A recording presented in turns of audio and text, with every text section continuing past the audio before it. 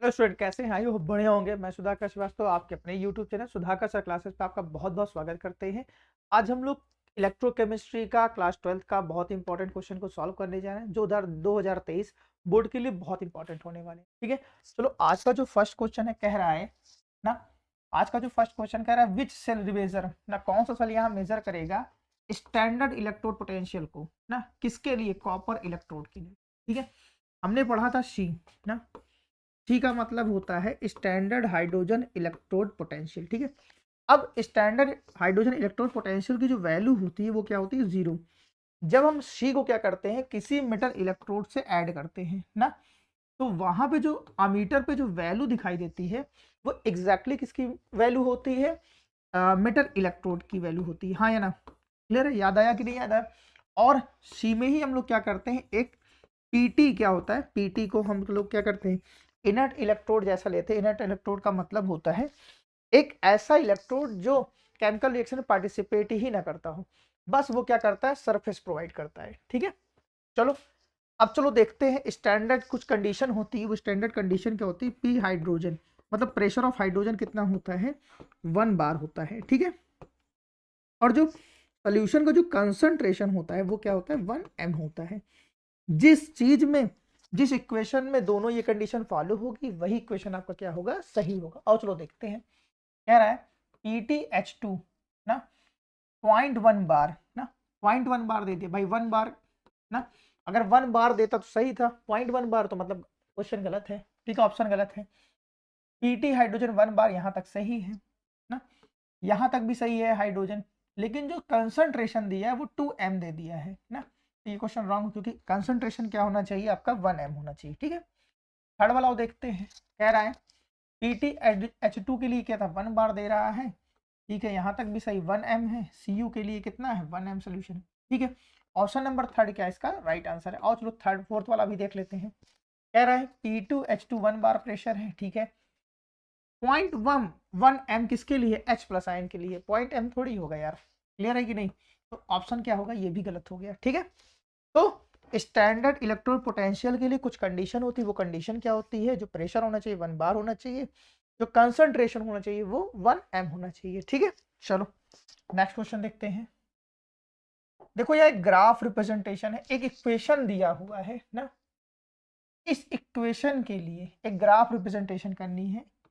ई Mg2+ से Mg versus किसके? Log Mg2+ के। ठीक है, क्वेश्चन को रीड करते हैं पहले। आओ चलो देखते हैं, कह रहा है electrode potential Mg electrode versus क्या कहते हैं करना है आपको, यहाँ पे ग्राफ रिप्रेजेंट करना है। ठीक है, अब देखो इस ग्राफ रिप्रेजेंट करने से पहले हम इस इक्वेशन को थोड़ा सा कुछ मॉडिफाई करके लिखेंगे। कह रहा है Mg2+ से क्या हो रहा है? Mg में कन्वर्ट हो रहा है। क्लियर है ना? फिर क्या हो रहा है? E0 ना, Mg2+ से Mg में कन्वर्जन हो रहा है माइनस ना 0.059/2 ना लॉग 1/Mg2+। आया ना? ठीक है, क्लियर है? ये देखो यही इक्वेशन हम लोगों ने यहाँ पे लिख लिया है। ठीक है, यह इक्वेशन को हमने यहाँ पे लिख लिया। अब इसको कुछ मॉडिफाई करते हैं। ठीक है, हमने देखो यहाँ पे लिखा हुआ है ना, ये क्या लिखा? log 1/Mg2+।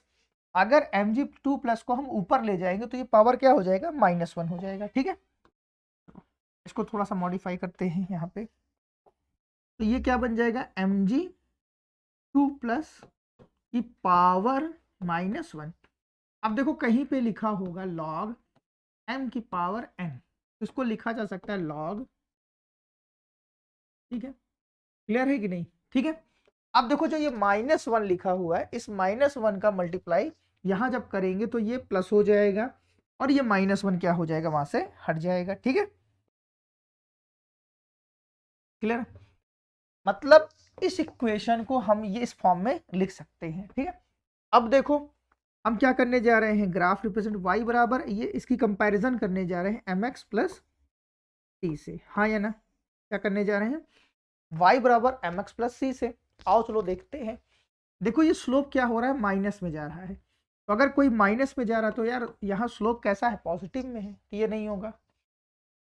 वाई बराबर एम एक्स किसको रिप्रेजेंट करता है, स्ट्रेट लाइन को रिप्रेजेंट करता है, देखो ये भी नहीं होगा ना। ये वाला देखो, फर्स्ट वाला देखते हैं, ये ओरिजिन से जा रहा है, वाई बराबर एम एक्स ना, तो ये भी नहीं होगा। तो देखो ऑप्शन नंबर सेकंड क्या इसका होगा राइट आंसर। ठीक है, क्लियर है, चले आगे। चलो नेक्स्ट क्वेश्चन क्या कह रहा है आपका, कह रहा which cell following statement is correct. यहाँ पे स्टेटमेंट देखना है कौन सा करेक्ट है। ठीक है, कह रहा E cell and delta G, मतलब ई सेल और gives free energy both are extensive intensive. पहले एक्सटेंसिव इंटेंसिव को समझने से पहले हम लोगों ने पहले ये समझते हैं ये किस चैप्टर का है। क्लास 11th में हम लोगों ने एक चैप्टर पढ़ा था थर्मोडायनेमिक्स। ठीक है, थर्मोडायनेमिक्स में एक टॉपिक था एक्सटेंसिव प्रॉपर्टीज और इंटेंसिव प्रॉपर्टीज। समझते हैं इंटेंसिव प्रॉपर्टीज। ठीक है,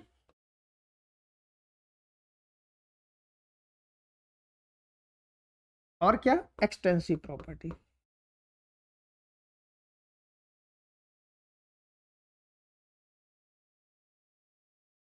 हम लोग वहां पे एक कंटेनर लेते थे ना, क्या करते थे, कंटेनर लेते थे और उसको दो पार्ट में डिवाइड कर देते, ए और बी पार्ट में। ठीक है, तो ऐसी प्रॉपर्टीज जो क्या हो, कंटेनर के हाफ होने पर ना, हाफ होने पे या फिर और पार्ट होने पे चेंज हो जाती है ना, वो कौन सी प्रॉपर्टीज होती, एक्सटेंसिव प्रॉपर्टीज। जो नहीं चेंज होती वो इंटेंसिव। चलो एग्जांपल देखते हैं। सपोज करो इसमें हमने लिक्विड भर दिया, ठीक है, और पूरे लिक्विड का, पूरे चैम्बर का टेम्परेचर क्या था, 100 डिग्री सेल्सियस। ठीक है, जब इसको हमने दो पार्ट में डिवाइड किया तो ए का भी टेम्परेचर 100 डिग्री सेल्सियस होगा और बी का भी टेम्परेचर 100 डिग्री सेल्सियस।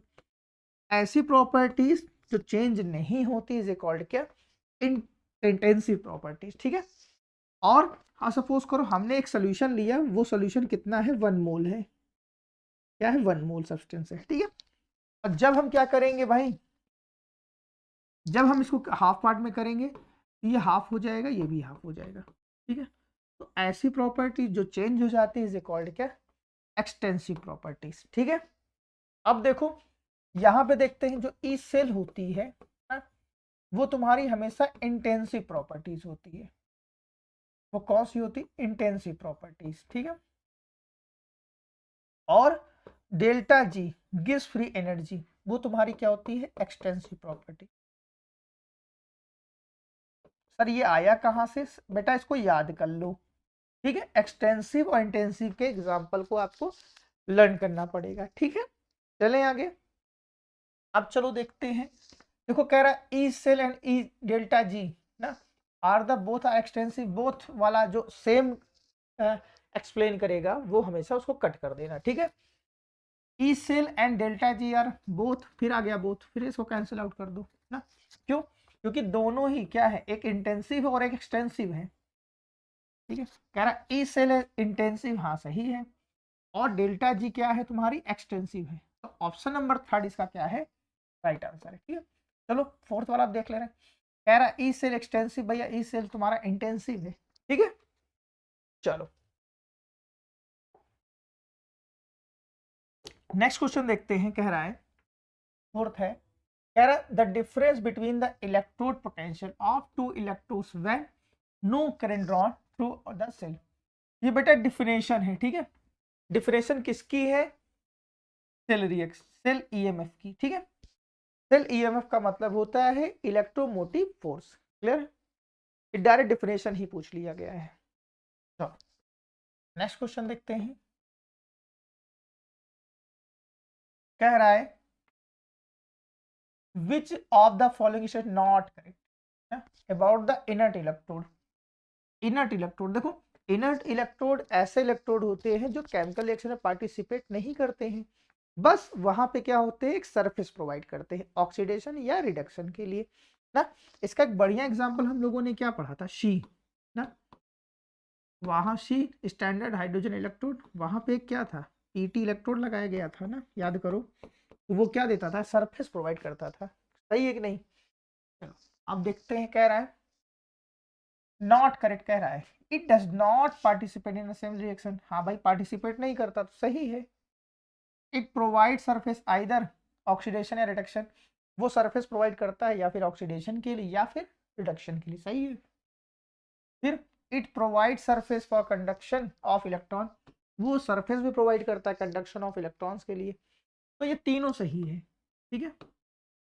अब देखो कह रहे नॉट करेक्ट ना, it provide surface for redox. भैया देखो रिडॉक्स रिएक्शन में होती क्या है पहले समझो ना, क्लास 10 में पढ़ते आए। रिडॉक्स का मतलब क्या है, ऐसी रिएक्शन जिसमें ऑक्सीडेशन और रिडक्शन दोनों होता है ना, क्लियर है कि नहीं, ऐसी रिएक्शन जिसमें ऑक्सीडेशन और रिडक्शन दोनों होता है। अब देखो तो यहाँ पे कह रहा है एक ही सरफेस पे ऑक्सीडेशन रिडक्शन कैसे हो सकता है। हम लोग अपनी प्रीवियस क्लासेस में पढ़ के आए हैं कि इलेक्ट्रोड पे क्या होता है, एक इलेक्ट्रोड पे या फिर ऑक्सीडेशन हो रहा होगा या फिर रिडक्शन हो रहा होगा।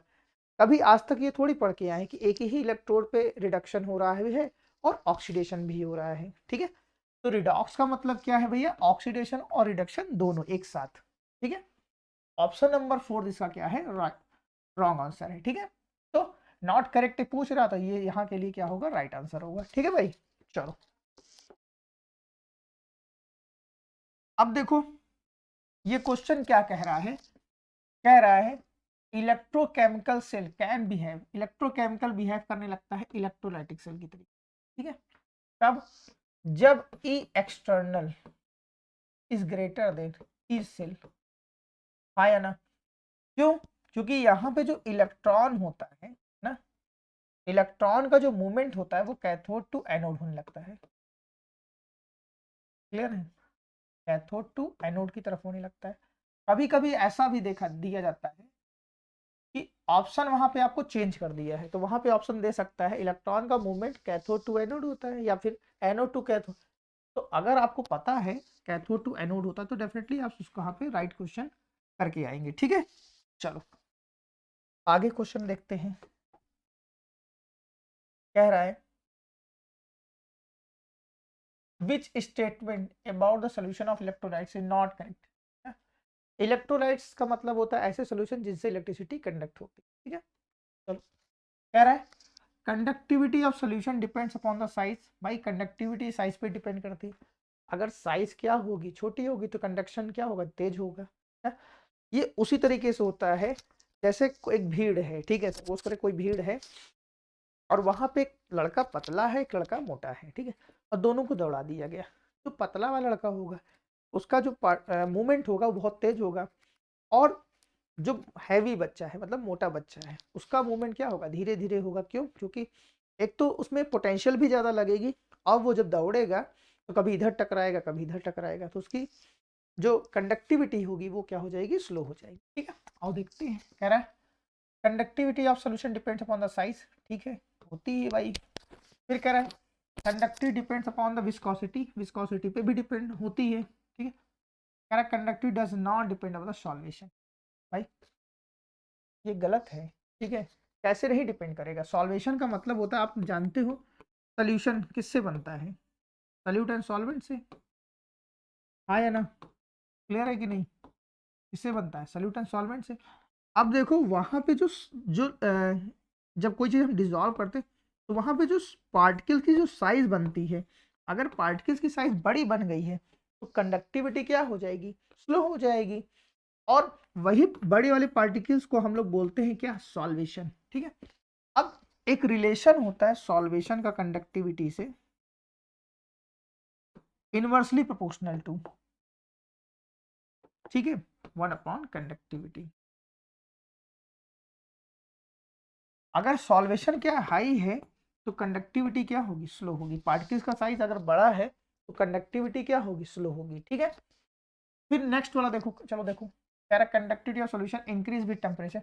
हाँ भाई अगर टेम्परेचर इंक्रीज कर दोगे तो उनमें काइनेटिक एनर्जी आएगी, अगर काइनेटिक एनर्जी आएगी तो और फास्ट क्या होने लगेगा, मूवमेंट होने लगेगा। तो भाई कह रहा डज नॉट ना, तो वहां पे ऑप्शन नंबर 3 क्या है इसका राइट आंसर। चलो ठीक है, हमारा नेक्स्ट क्वेश्चन बहुत इंपॉर्टेंट बनने वाला है, ठीक है, क्योंकि क्वेश्चन नंबर 8 से 12 ना, 8 से 12 क्या होने वाले हैं, बहुत ही कॉन्सेप्चुअल क्वेश्चन होने वाले हैं, ठीक है। और हम लोग यहाँ पे जो डेटा है इन डेटा को बार बार यूज करने वाले हैं, ठीक है, 4 क्वेश्चन के लिए, ठीक। चलो पहले क्वेश्चन को रीड करते हैं। कह रहा है using the data given below strongest reducing agent की बात।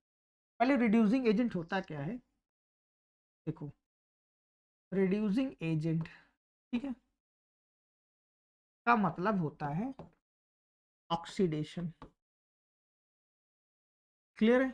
चले अब देखो रिड्यूसिंग एजेंट का मतलब क्या होता है, ऑक्सीडेशन। और रिडक्शन पोटेंशियल का रिलेशन होता है किससे, ऑक्सीडेशन पोटेंशियल से जस्ट अपोजिट। मतलब अगर हम बात करें रिडक्शन पोटेंशियल, ठीक है, क्या होता है माइनस ऑक्सीडेशन पोटेंशियल।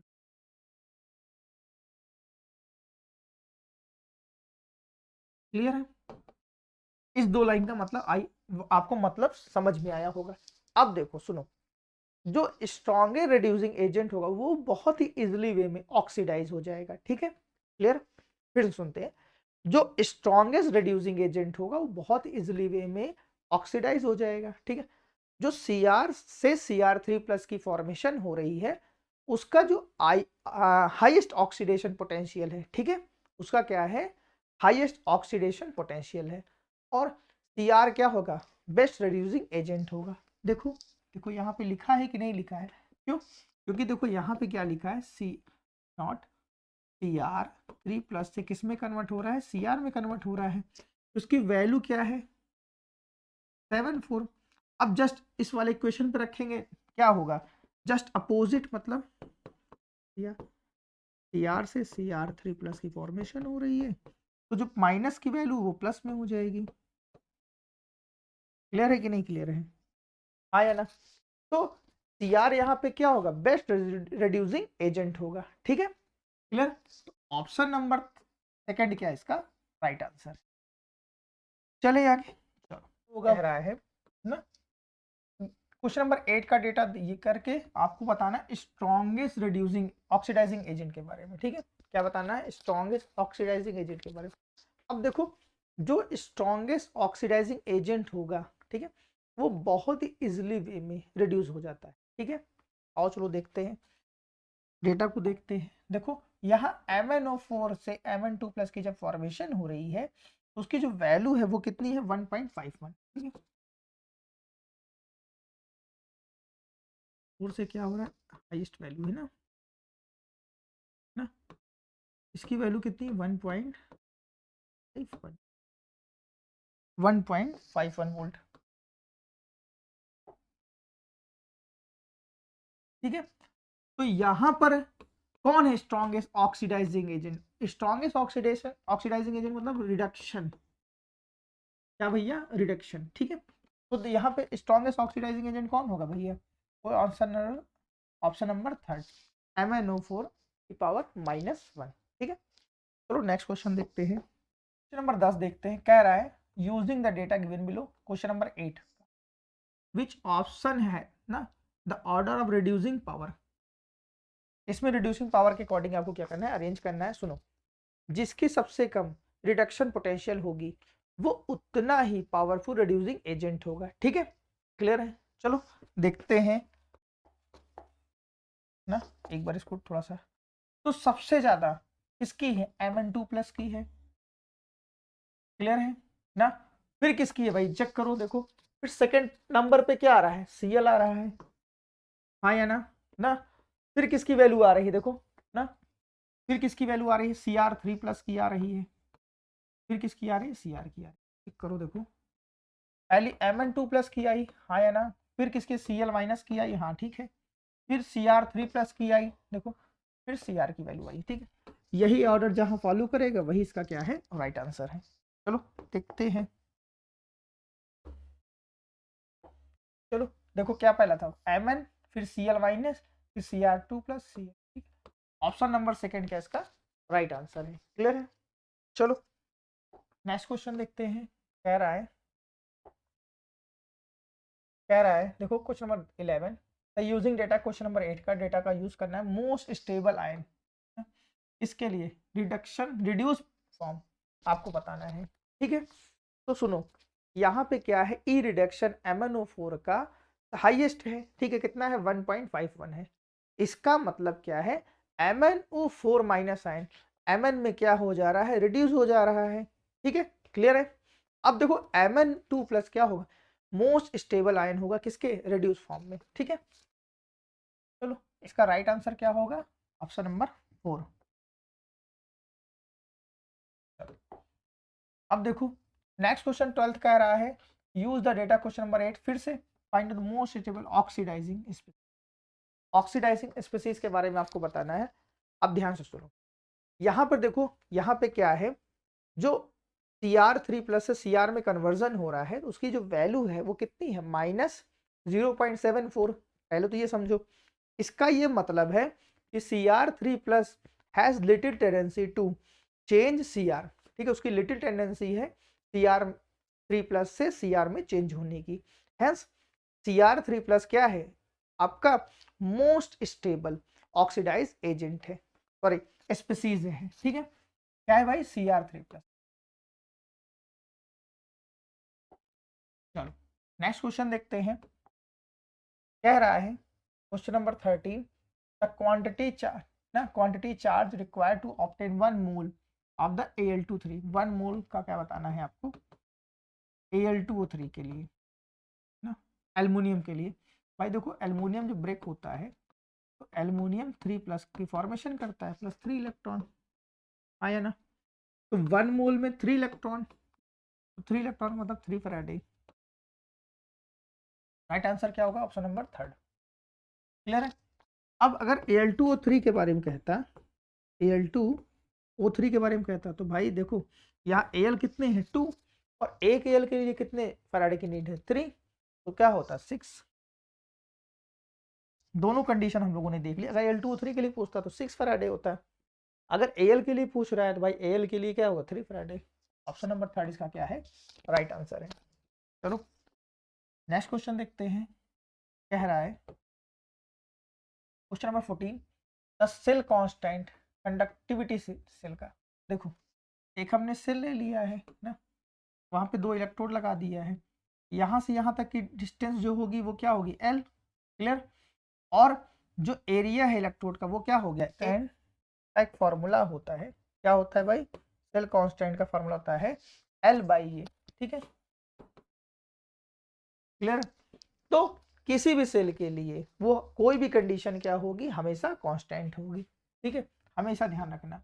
तो क्या ये चेंजेस हो सकते हैं, कभी नहीं चेंज होगी ना, ले उनके बीच की डिस्टेंस चेंज होगी ना, तुम्हारा एरिया चेंज होगा इलेक्ट्रोड का, तो remains constant for all cell, ठीक है। देखो कह रहा है delta m0 NH4 is equal to the, ऐसा रिलेशन जानते हो कोरॉल्स लॉ में होता है। Kohlrausch's law, according to Kohlrausch's law में क्या होता है, अगर हम किसी सॉल्ट का इनफाइनाइट डाइल्यूशन करते हैं ना, क्लियर है, तो उसका हमको क्या करना है, उसके आयंस का सम करना होता है। तो चलो बस इसका हम सम करने जाएंगे तो इसका राइट आंसर आपको आ जाएगा, ठीक है। हम इसका रिलेशन लिखने जा रहे हैं NH4OH का, क्लियर है, किसके साथ लिखेंगे NaCl का, गिव्स क्या बनाएगा NH4Cl प्लस NaOH, हाँ या ना, ठीक है। अब देखो ये तुम्हारा क्या होगा, एक तरफ होगा, एक तरफ तुम्हारा क्या होगा, ये होगा, ठीक है। अब चलो देखते हैं NH4Cl कहाँ है भाई, NH4Cl देखो ये गिवन है, NaOH भी गिवन है, कब, जब NH4OH के साथ हम क्या मिला रहे हैं, NaCl मिला रहे हैं, मतलब देखो माइनस NaCl, तो ऑप्शन नंबर 2 क्या है इसका राइट आंसर है।